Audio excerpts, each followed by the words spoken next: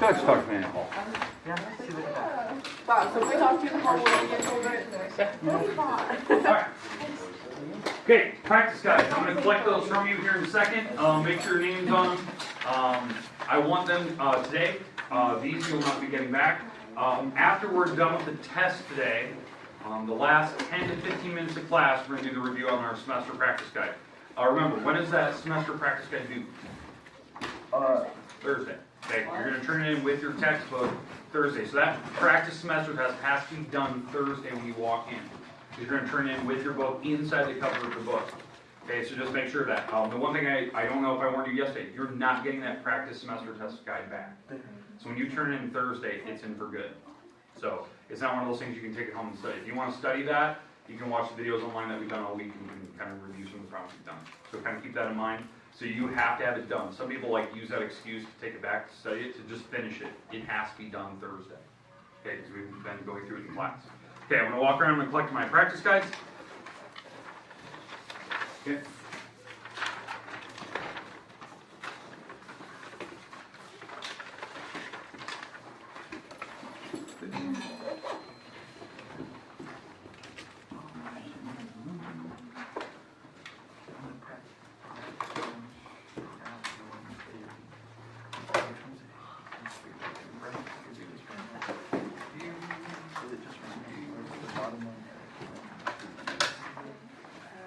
Okay, make sure I have them all. I'll kind of go through the list and who's turned it in and who's not. Remember, I need these practice guides today, or else I do not grade your test. I put a 0 on it until I have that practice guide in hand.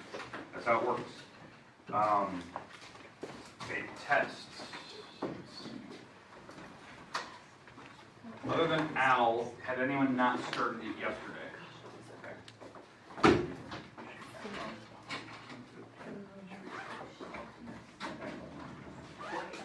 Michaela didn't either. Allison, do you return?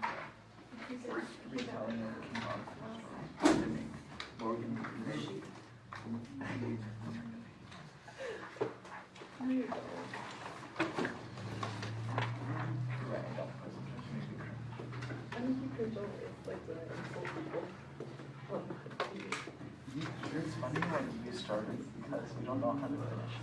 I know how to finish it, so I just told somebody and then they have something happen. Like, I don't know what else to think, and you guys are so fun for me.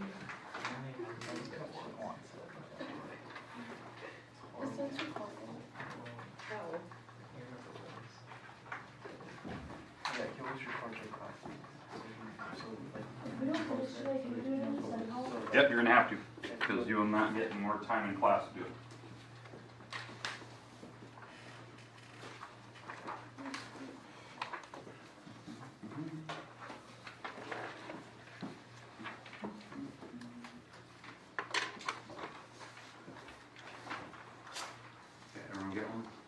Okay, perfect. All right, let's go through the instructions on it.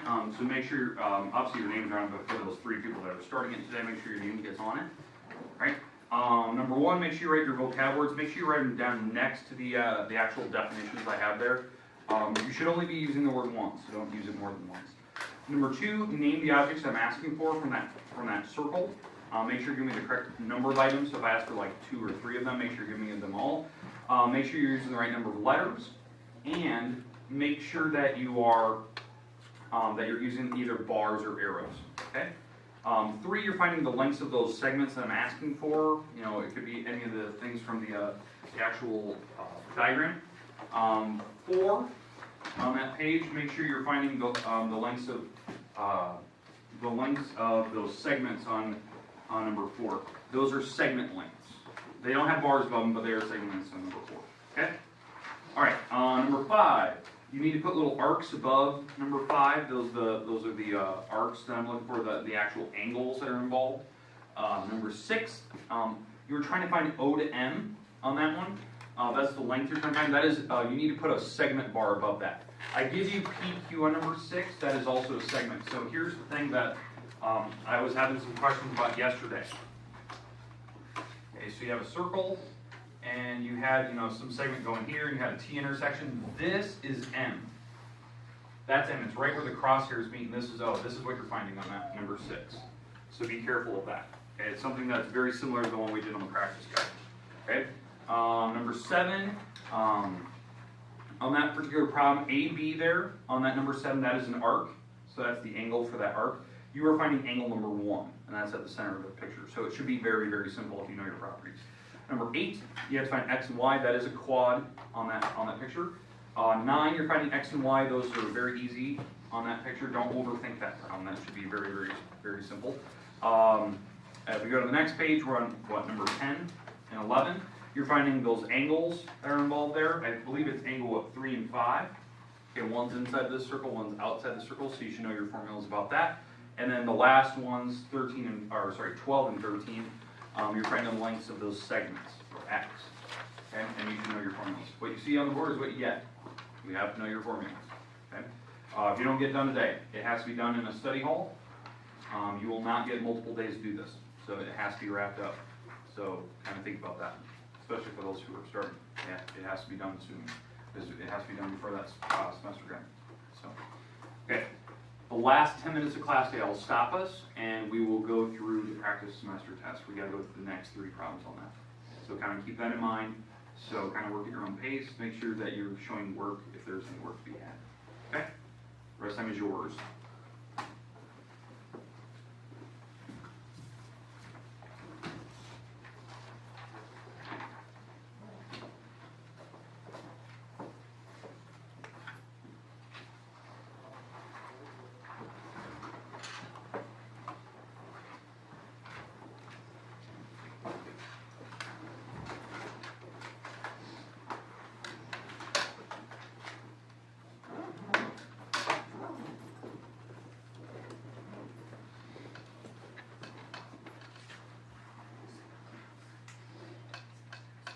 That's fine. Yeah. Yeah. As long as you're close. Yeah. Yeah.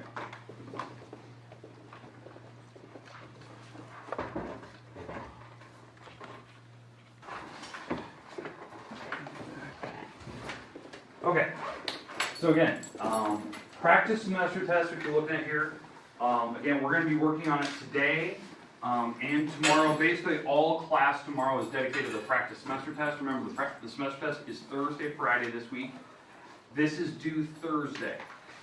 I will collect these with your textbook on Thursday. So I know we did book checks last week. If you were not here, we did a book check just to kind of make sure what your numbers were.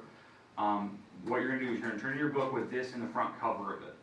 And then you're gonna hand them in together. So I can check, like, do you have the right book number, all that good stuff when you're taking your semester test.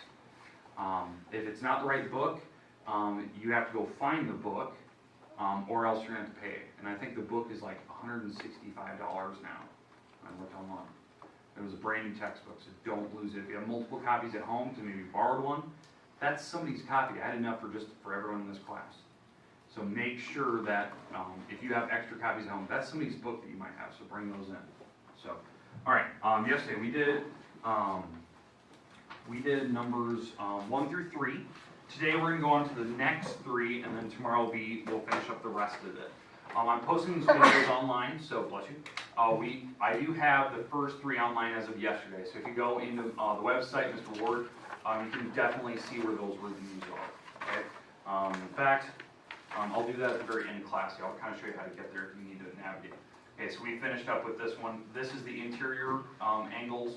We have that formula for that. That will be on the board. If it's exterior, those just add up to be 360. So those are the 2 you'll need to know in this spot here. Okay, we talked about it yesterday. Okay, today we're going to continue on with the next 3. Okay, in this part right here, this could be any type of polygon that's a quad. So it could be a parallelogram, a rhombus, a square, or a rectangle. So you have to know those few shapes about quads, and I'll give you some piece of information, and you have to find the rest of it. Okay, like on this one, it says that angle number 1 is 30 degrees. So this is 30 degrees right here. Okay, so that's 30. What can you tell me about angle 2 if this is an actual rhombus? Yeah, angle 2 is the same. Okay, a lot of people don't know that. That's one of the first properties we had about rhombi, if you want to do plural, right? That the angles in the corners actually bisected. They're actually the exact same angle. Okay, what about the middle? That'd be 90. Yeah, these are 90s. that was the other property about rhombuses that we knew, that the actual diagonals in the center were 90s. That was unique to a rhombus and a square. Rectangles didn't have that, so we had 90s. So that tells you what angle number 5 is. Now to find the rest of them, to find 3 and 4, these are actually the same angle once you find them. Basically you have to use this little fact. What is this shape? Yeah, it's a right triangle, right? It's a right triangle. You can find the missing angle, because your triangles have to add up to be 180. So you can find what 3 is. Because you have the 30, you have the 90, you can find the one missing angle. And then that's the same as number 4, because 3 and 4 are the same angle. Okay, does that make sense? It's something simple, like I'm not going to try to trick you on a problem. It's something like if you know your property, it's a very, very fast problem. There's always one number you're going to have to actually spend some time on. It could be about angles, it could be about segment lengths. You know, on parallelograms, you know, the segments here, like these two diagonals are the same, these two are the same. In a rectangle, they're all the same. Square, same thing. It'll be something where if you know your properties about the quads, it's something super easy. You can find the answer in a minute or less. Okay, questions about number 4, what could sit there, what you need to do. Hopefully that helped you out, and you'll have to figure out 3 and 4 on your own. You probably already did. Okay, number 5. This is a Pythagorean theorem problem. Okay, it'll be some right triangle, and that'll be here. It'll be a right triangle given to you. You have to do Pythagorean theorem and actually solve it. This formula will probably be written on the board somewhere, but again, I will not explain how it works. It'll be on the board because every other class presents it as well. Okay, this formula is used, bless you, to find the missing wall of a right triangle. It has to be a right triangle. A and B are the 2 walls that touch the 90-degree marker. So in this picture, this is A and B. Those are the 2 walls that touch the 90. The big wall is the C.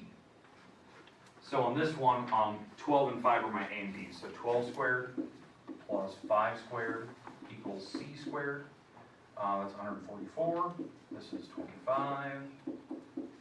And when I add these together, I get a 169. And how do I solve for C? What do I have to do? Is that yeah, square root. You take the little power of 2 to the other side, and you do a square root. Well, 169 is a perfect number. It's like a number times itself, but actually you do 169, it's a perfect number. And once you find that number, that's your answer for this. That's what you're trying to find. It's the length. It should be the biggest wall, so you know it's got to be bigger than 12. So, okay, questions, comments, what to do there? Okay, that's the type of problem you should be expecting. On your actual chapter 10 test, you had one of these. You had a Pythagorean theorem problem. You had to do Pythagorean theorem to figure out one of the walls that was missing.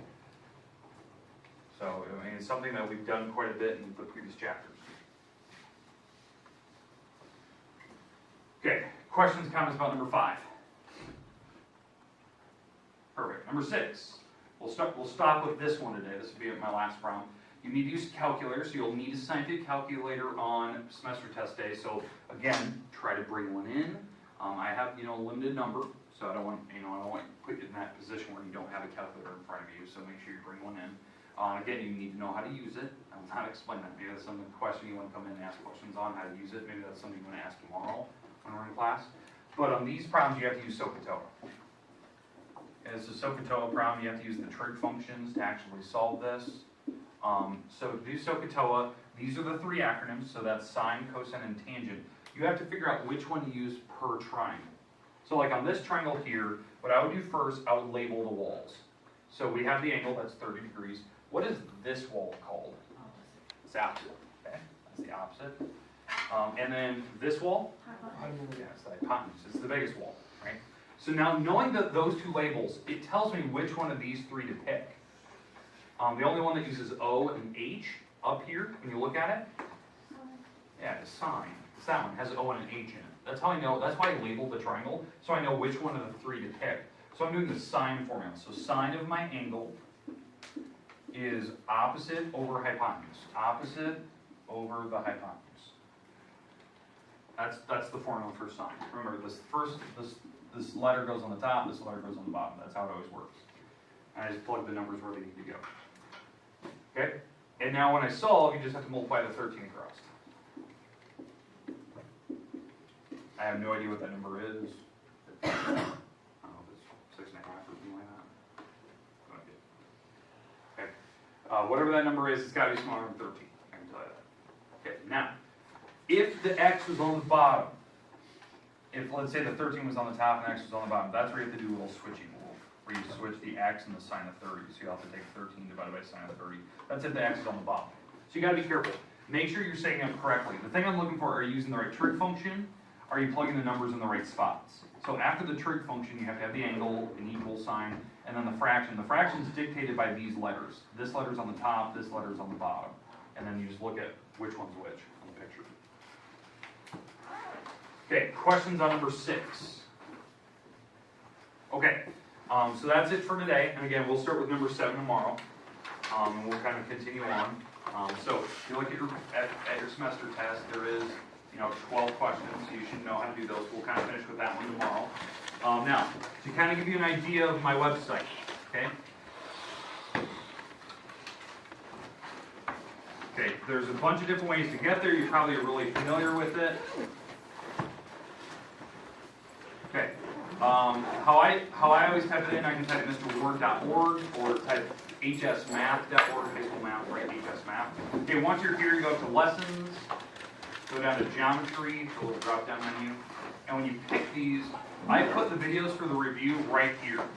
So usually I have it by chapters, you go by date, but for the semester reviews, I put them here. This is what we did yesterday. So if you click on it, it kind of shows what we did yesterday. We did our testing, and then it tells we did the semester review, and if you watch the video, you can see us do the review at the end, because this is the instructions I did for the test. So, but again, if you want to copy that practice semester test, you can click these. It'll download your Chromebook or computer, whatever you have, or phone. You can open them up. But again, that's the website. So I mean, that's where I'm going to be posting those lessons this week. So I know some people like to go back and watch those reviews to make sure that they know how to do that semester guide.